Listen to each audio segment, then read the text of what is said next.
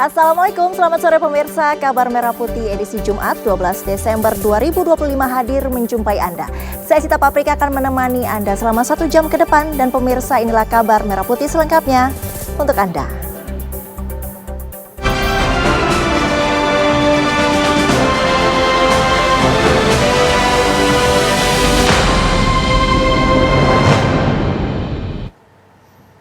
Kita mulai kabar pertama. Presiden Prabowo Subianto Jumat siang tiba di Takengon, Aceh Tengah untuk meninjau pemulihan pasca banjir bandang dan tanah longsor.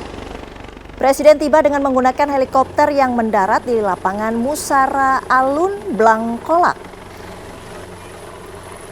Turun dari helikopter, Presiden Prabowo langsung melambaikan tangan kepada ratusan warga yang sudah memadati lapangan Musara Alun.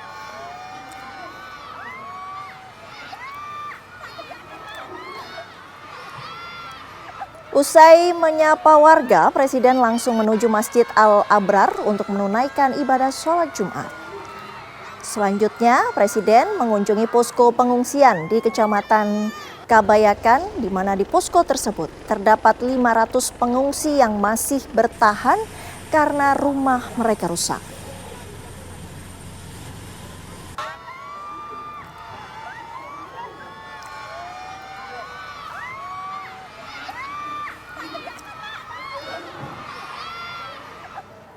Presiden Prabowo Subianto hari ini kembali meninjau sejumlah wilayah terdampak bencana di Sumatera.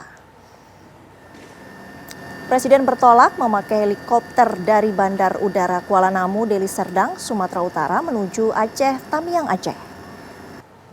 Setibanya di Aceh Tamiang, Presiden Prabowo melihat langsung penanganan korban terdampak banjir bandang dan tanah longsor di posko jembatan Kuala Simpang. Usai menjenguk dan melihat langsung penanganan dari korban terdampak banjir bandang dan tanah longsor ini, Presiden akan berangkat ke Takengon, Aceh. Presiden ingin memastikan seluruh proses penanganan di lapangan berlangsung efektif dan humanis, mulai dari kebutuhan pangan dan layanan kesehatan hingga percepatan perbaikan infrastruktur vital seperti jembatan, jalan, tanggul, dan jaringan komunikasi.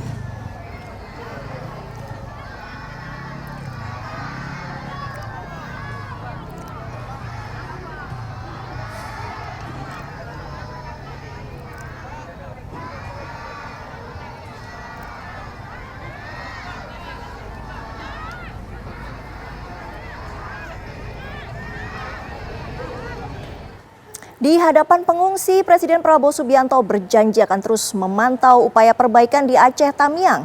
Kepala negara juga mengajak warga untuk menjaga alam dan meminta pemerintah daerah memperketat pengawasan. Berikut keterangan Presiden Prabowo Subianto saat menemui pengungsi di Aceh Tamiang. Ibu-ibu, anak-anakku sekalian, terima kasih saya hari ini diterima dengan baik. Saya datang sesuai janji saya waktu itu. Tamiang masih terputus ya, terputus. Kapan sudah tembus? Berapa hari yang lalu? Seminggu lalu ya. Ya. Saya janji mau nengok beliau. Saya lihat keadaan, insya Allah bersama-sama kita akan memperbaiki keadaan ini. Pemerintah akan turun, akan membantu semuanya, ya.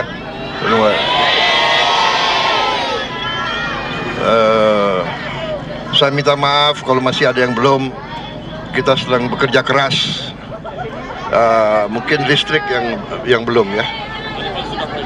Sudah mulai? Oh, oke. Iya. Ya, kita berusaha. Kita tahu di lapangan sangat sulit, ya. Keadaannya sulit, jadi kita atasi bersama. Saya kira itu saja ya. Ya, mudah-mudahan kalian cepat pulih, cepat kembali, cepat normal. Kita sekarang harus waspada, hati-hati. Kita harus jaga lingkungan kita ya. Alam kita harus kita jaga. Kita tidak boleh tebang pohon sembarangan. Saya minta pemerintah daerah semua lebih waspada, lebih awasi, ya. Kita jaga alam kita dengan sebaik-baiknya. Saya kira itu pesan saya, ya, anak-anak yang tabah, yang semangat. Kita cepat kembali supaya anak-anak semua cepat sekolah semuanya, ya.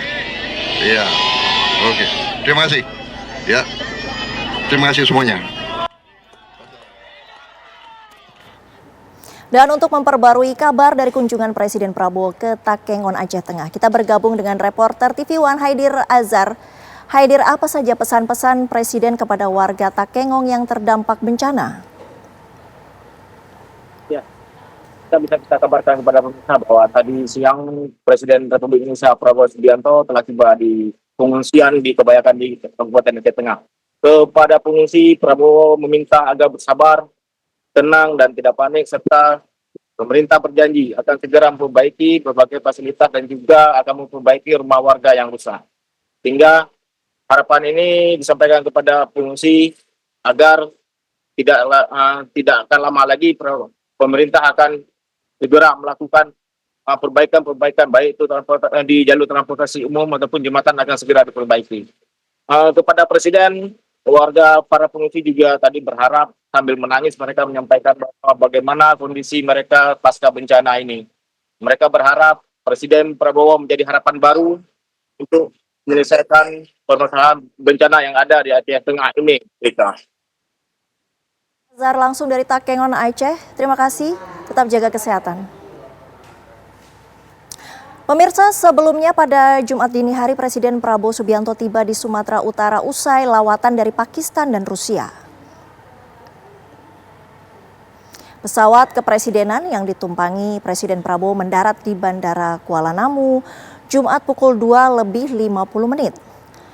Turun dari pesawat, Prabowo disambut Mensesnek Prasetyo Hadi, Kepala Badan Komunikasi Kepresidenan Anggaraka Prabowo, serta Gubernur Sumatera Utara Bobi Nasution.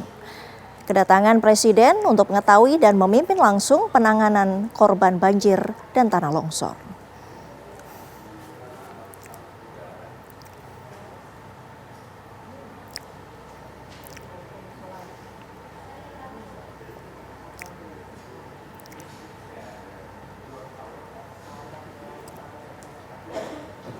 Sementara itu, Sekretaris Kabinet Teddy Indrawijaya mengungkap sejumlah capaian dari hasil kunjungan Presiden Prabowo Subianto ke Pakistan dan Rusia, di antaranya di bidang kesehatan untuk menambah jumlah dokter di Indonesia, serta bidang pertanian. Berikut keterangan Sekretaris Kabinet Teddy Indrawijaya sebelum kembali ke tanah air. Oke, jadi setelah mengunjungi langsung Kabupaten Aceh Biren dan menginap di Banda Aceh beberapa hari lalu, hari ini Bapak Presiden telah selesai melaksanakan kunjungan di Pakistan dan Rusia.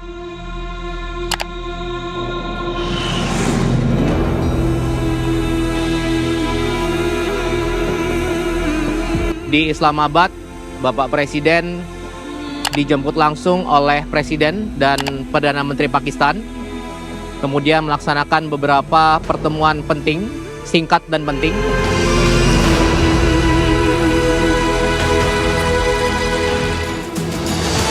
Intinya yang pertama, ada beberapa perjanjian yang disepakati, ada 7 yang ditandatangani. Di bidang kesehatan yang utama, pertanian, perdagangan, ekonomi, riset, sains, dan teknologi. Kemudian yang kedua, Bapak Presiden ingin dengan segera memperbanyak jumlah dokter di Indonesia, karena menurut data Kementerian Kesehatan, Indonesia kekurangan 150.000 dokter umum, spesialis, dan dokter gigi. Dan untuk itu beliau ingin segera membuat puluhan fakultas baru. Terutama di setiap provinsi harus ada fakultas kedokteran baru. Dan dalam hal ini Pakistan sepakat untuk mendorong program tersebut.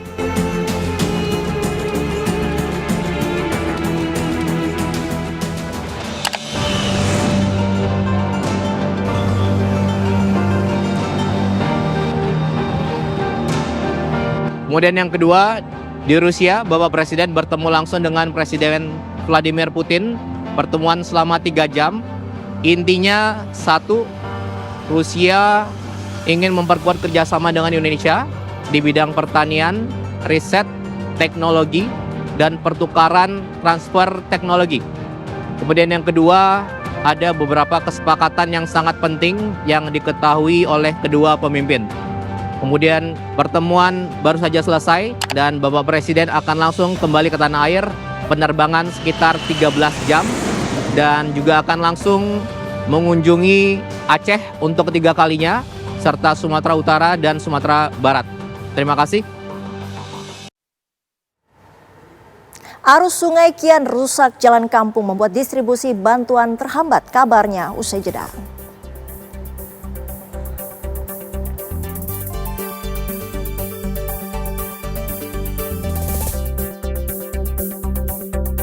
Anda kembali di kabar Merah Putih. Korban banjir bandang dan longsor di Kabupaten Tapanuli Tengah, Sumatera Utara meminta pemerintah daerah menurunkan alat berat untuk membersihkan lumpur dari pemukiman warga.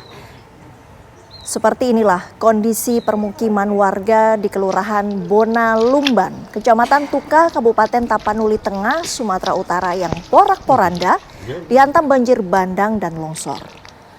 Material tanah berlumpur dan gelondongan kayu menghantam daerah ini.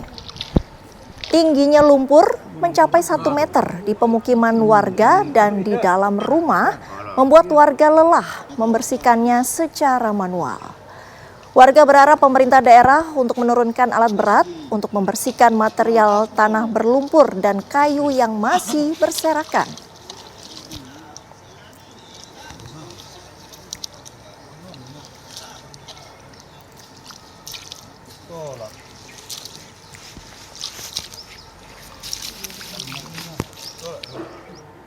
Sementara itu warga Batu Buswak Kelurahan Lambuang Bukik, Kecamatan Pauh, Kota Padang berusaha memindahkan arus sungai dengan menggunakan tangan kosong. Hal ini terpaksa dilakukan lantaran tak ada alat berat yang masuk ke tempat mereka.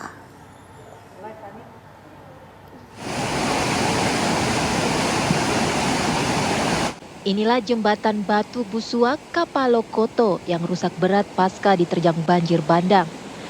Terakhir luapan sungai pada Rabu 10 Desember 2025 lalu membuat jalan kampung makin tergerus sungai.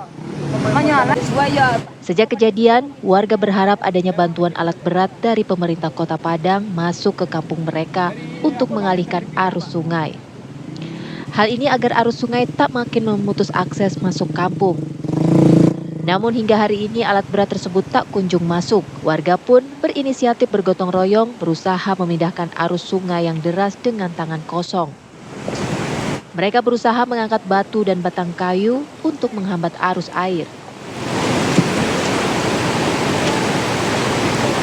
Masalahnya Pak, sekarang ini alat tidak ada Pak.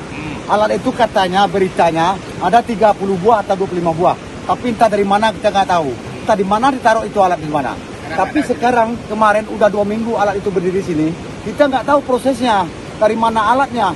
Sekarang begini keadaan, udah sekian lama, kemarin sudah dibilang ke Bapak Lurah, Bapak Camat, dan yang lain hanya berselfie-selfie di sini Pak.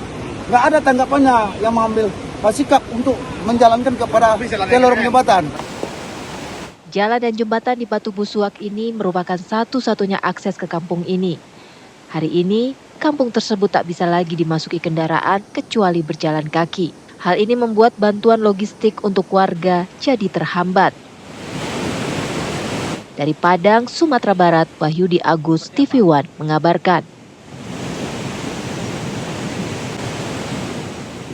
Untuk memperbarui situasi terbaru dari penanganan pasca banjir dan longsor di Sumatera Utara dan Sumatera Barat, kita bergabung dengan reporter TV One Prita Zega di Sibolga dan Rizka Sasabila di Pariaman. Kita ke Prita Zega terlebih dahulu yang ada di Sibolga, Sumatera Utara. Zega, bagaimana perkembangan dari Sibolga hari ini? Ya, Sita dan juga pemirsa TV One mengenai update bagaimana kondisi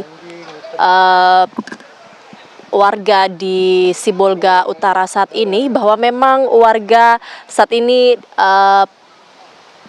sedang mengungsi di posko pengungsian, di mana memang pemirsa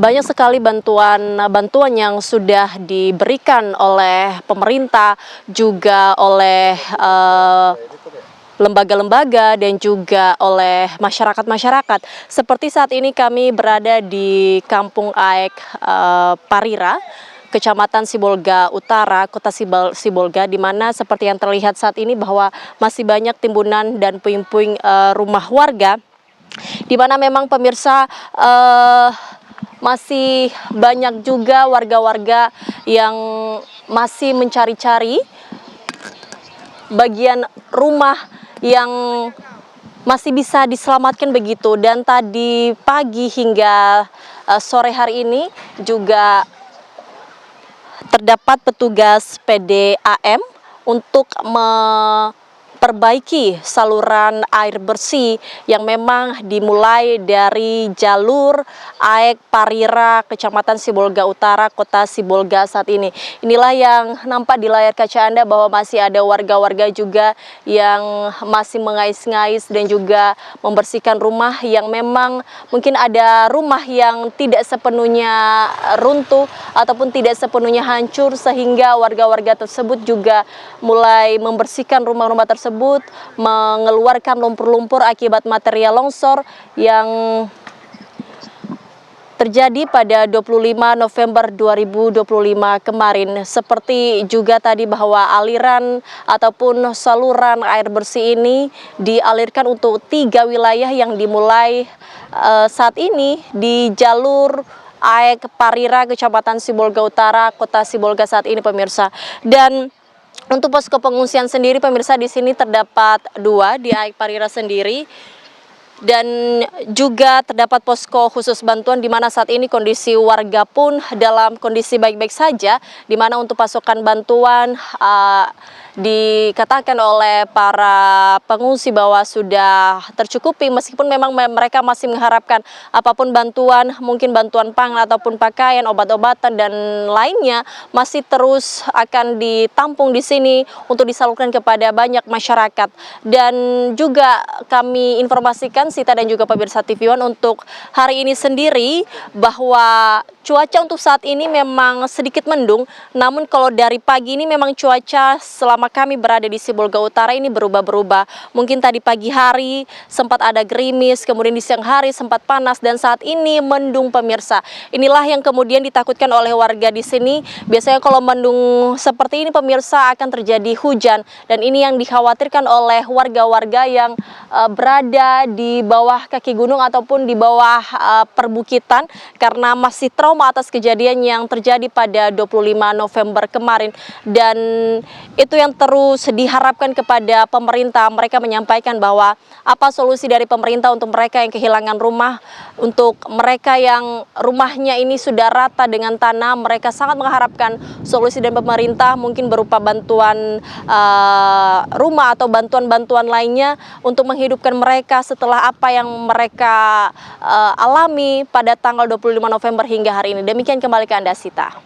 Dari Sibolga kita bergeser ke Padang, Sumatera Barat. Ada rekan Rizka Salsabila. Rizka, bagaimana penanganan pasca bencana di sana hari ini? Ya, selamat sore Sita dan juga pemirsa. Untuk penanganan terutama infrastruktur di kawasan Lambung Bukit ini memang belum ada perbaikan jalan, yang mana pada hari Rabu lalu jalan yang setengah dari jalan ini memang di bawahnya itu sudah kosong akibat diterjang pada banjir pertama, yaitu pada akhir November, dan pada hari Rabu lalu ini adanya banjir susulan hingga menerjang bagian yang sudah kikis dari jalan tersebut sehingga ambruk dan memutus jalan akses warga. Adapun kalau untuk pada hari ini, Sita dan pemirsa mungkin bisa melihat di depan saya ini ada pohon, ada 3 pohon. Itu sebelumnya merupakan rumah warga yang kini sudah rata dan dipenuhi oleh bebatuan hingga tanah yang dibawa oleh banjir bandang yang terjadi pada akhir November lalu. Adapun hingga kini banjir ini memang dikarenakan curah hujan yang cukup tinggi di Sumatera Barat ini, apalagi terutama di bagian atas ataupun bukit-bukit yang ada di Padang, ini mengakibatkan air yang dari hulu turun derasnya itu hingga ke sungai tempat saya mengabarkan ini. Yang mana kalau kita melihat ini aliran sungainya cukup deras, yang mana kalau menurut para warga apabila air di sini deras artinya di atas sana ini terjadi hujan yang cukup lebat. Adapun pada hari Rabu lalu ini terjadi banjir susulan. Kalau misalkan kita juga pemirsa bisa melihat juga ada sebelumnya ada sebuah truk yang terbawa arus. Ini lokasinya sudah berpindah lebih maju lagi akibat dari banjir susulan yang terjadi pada hari Rabu lalu. Selain itu juga untuk akses jalan, Lambung Bukit ini merupakan satu-satunya akses para warga dari terutama yang menuju Batu Buswak untuk menuju rumahnya ataupun dalam proses pendistribusian, yang mana jalan ini sudah tidak bisa dilalui lagi oleh kendaraan roda 4 ataupun roda 2 dikarenakan ambruknya jalan yang terjadi pada hari Rabu lalu. Sehingga ini juga menjadi PR untuk pemerintah ataupun warga setempat yang ingin menyalurkan bantuan kepada masyarakat lainnya yang ada di Butuh Basuak, yang mana di Butuh Basuak sendiri ini memang akibat dari banjir susulan yang terjadi pada hari Rabu lalu, ini banyaknya masyarakat yang berusaha untuk mengalihkan aliran air yang cukup deras ini untuk berpindah agar tidak melalui bagian posko-posko mereka yang sudah mengungsi ataupun mengevakuasi diri di tempat yang aman. Sementara itu demikian Sita. Rizka Salsabila langsung dari Padang, Sumatera Barat. Dan tadi ada rekan Prita Zega dari Sibolga, Sumatera Utara. Terima kasih rekan-rekan, tetap jaga kesehatan. Anda masih menyaksikan Kabar Merah Putih. Indonesia U22 akan melakoni laga penentuan menghadapi Myanmar di pertandingan terakhir grup cabur sepak bola putra SEA Games. Peluang Indonesia untuk lolos ke babak semifinal terbuka jika bisa menang besar atas Myanmar.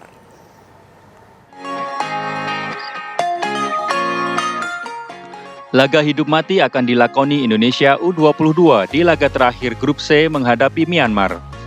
Tumbangnya Malaysia atas Vietnam di grup B membuka peluang Indonesia lolos ke babak semifinal sebagai runner-up terbaik.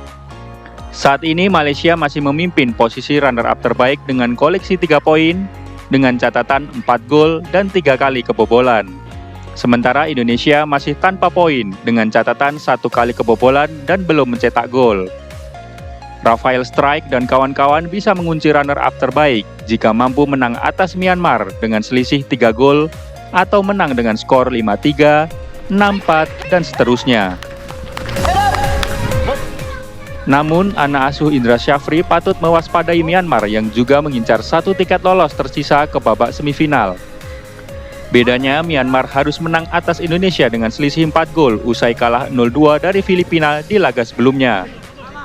Indonesia dan Myanmar sama-sama memikul tekanan yang berat. Jika keduanya hanya mampu imbang atau menang dengan skor tipis, maka Malaysia yang justru melenggang ke babak semifinal sebagai runner-up terbaik.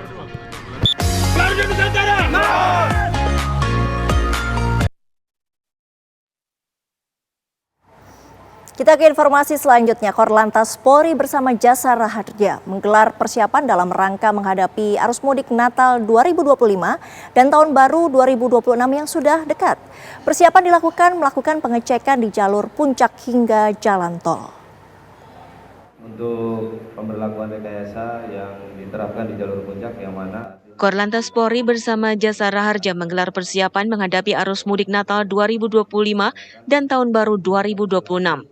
Persiapan dengan pengecekan di jalur puncak hingga jalan tol. Skenario pengaturan seperti kontraflow atau one way terus dilakukan pembahasan dan evaluasi. Korlantas menegaskan kesiapan optimal dalam operasi Natal dan Tahun Baru. Ada 4 klaster yang dikelola, yaitu jalan tol, jalan arteri, penyeberangan seperti Merak, Bakahuni, dan Gilimanuk, tempat wisata, serta tempat ibadah. Seluruh skenario telah disiapkan mulai kondisi normal, kuning, hingga merah. Mabes Polri dan Korlantas Polri sudah siap, sudah optimal untuk mempersiapkan operasi Natal dan Tahun Baru. Jadi ada 4 klaster yang harus kita kelola. Yang pertama ada jalan tol, jalan arteri, baik itu jalan provinsi, jalan kabupaten, jalan alternatif, semuanya dikelola.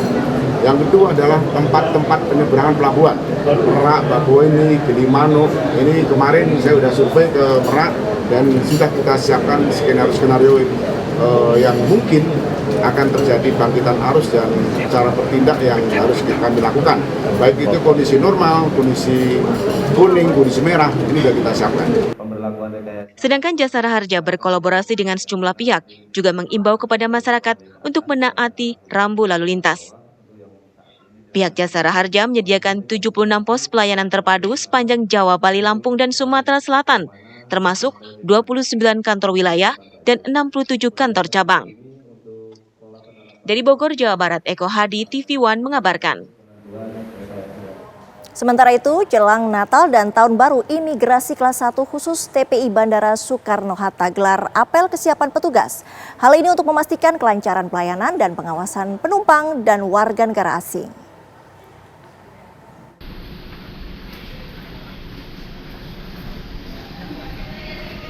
Petugas Imigrasi Kelas 1 khusus TPI Bandara Soekarno-Hatta Tangerang, Banten menggelar apel kesiapan menyambut musim libur Natal dan Tahun Baru. Apel guna memastikan kesiapan petugas imigrasi, baik di tempat pemeriksaan imigrasi maupun pelayanan paspor dan pengawasan orang asing. Imigrasi Bandara Soekarno-Hatta memprediksi akan terjadi lonjakan jumlah penumpang ke luar negeri pada libur Natal dan Tahun Baru. Indikasinya terjadi pada lonjakan penerbitan paspor. Imigrasi juga meningkatkan fasilitas pelayanan seperti koridor gate untuk mengurai kepadatan penumpang. Ada juga fasilitas seamless auto gate. Pertama, kita pastikan personil itu siap siaga dengan sarana dan prasarana yang ada.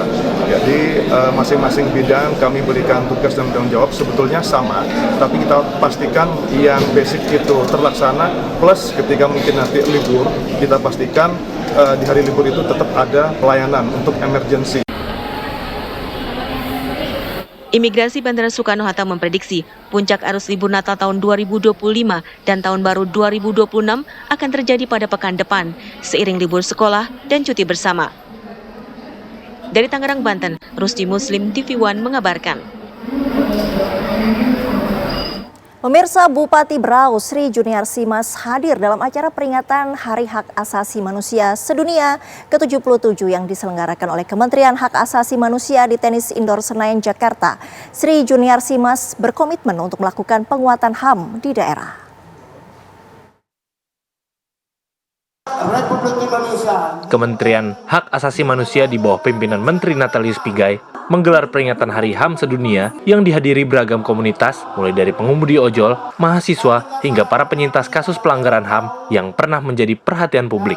Dalam rangkaian acara ini, sejumlah tokoh nasional mendapatkan penghargaan atas dedikasi mereka dalam memperjuangkan nilai-nilai kemanusiaan di Indonesia. Sri Juniarsi Mas, Bupati Berau, hadir sebagai tamu undangan untuk mengikuti secara langsung seluruh rangkaian acara serta menyerap arahan dan komitmen nasional terkait penguatan hak asasi manusia di tingkat daerah. Tentu ini adalah merupakan sebuah tantangan untuk kami untuk menjaga kondusivitas di Kabupaten Berau. Tentu dengan senantiasa melindungi, memberikan hak berbicara, berpendapat, kemudian juga melindungi hak-hak manusia masyarakat yang ada di Kabupaten Berau, itu tidak mudah. Kemudian juga dengan adanya perbedaan budaya, perbedaan agama, perbedaan pendapat, tentu kami sebagai kepala daerah harus memberikan jalan tengah, kemudian juga tetap mendengarkan mereka dengan segala dinamika yang ada dan tetap menjaga kondusivitas.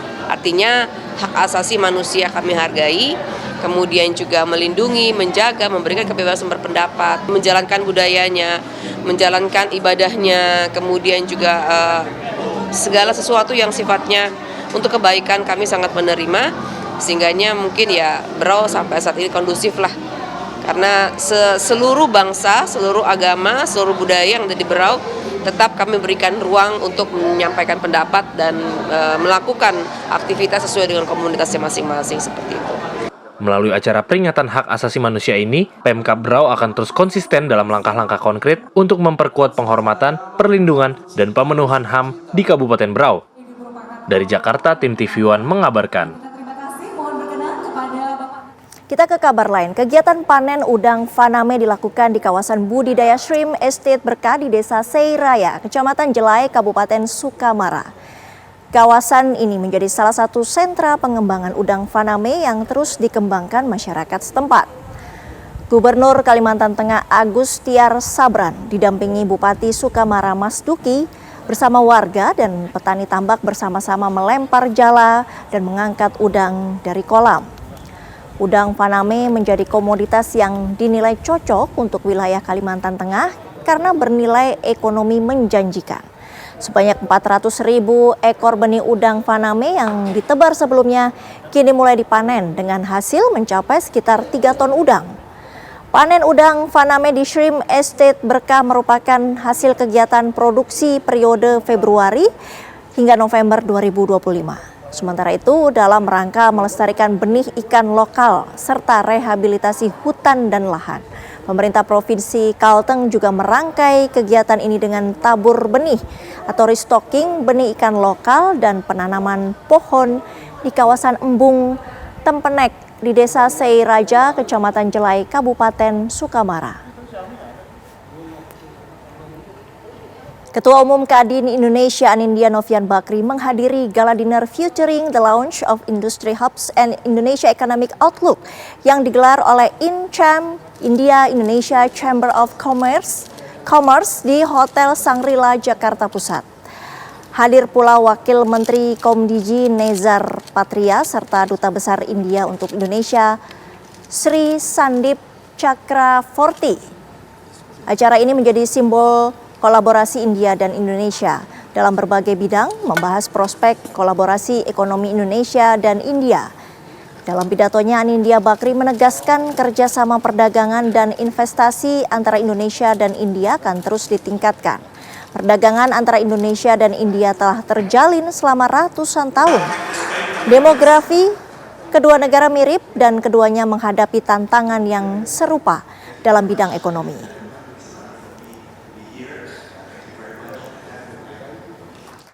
Trade-nya dari 25 miliar dolar bisa naik ke 50 miliar dolar. Apalagi kalau kedua negara itu digabung, PDB-nya itu sampai 5 triliun dolar Amerika.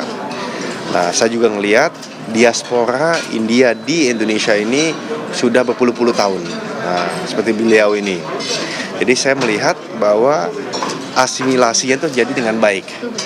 Nah, ini menurut saya akan memberikan potensi yang besar untuk meningkatkan trade dan investasi, dan juga satu lagi ilmu. India ini sangat kuat sekali keilmuannya dari universitas, dan juga tentunya kesehatan, dan tentunya juga servis industri yang lain. Mereka juga tidak kalah dari sisi energi terbarukan.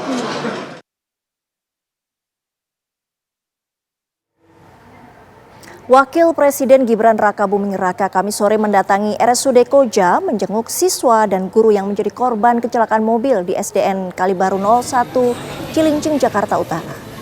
Wapres langsung menuju ke lantai 8 tempat para korban dirawat.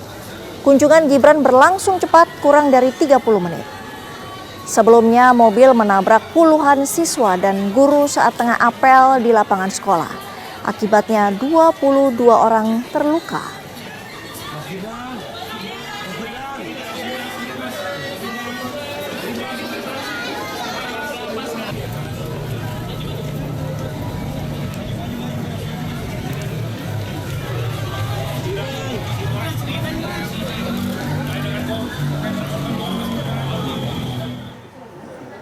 Informasi tadi menutup kabar Merah Putih hari ini. Sesaat lagi Anda dapat menyaksikan berita utama kriminal bersama Ninda Febiola. Saya Sita Paprika pamit. Terima kasih. Sampai jumpa.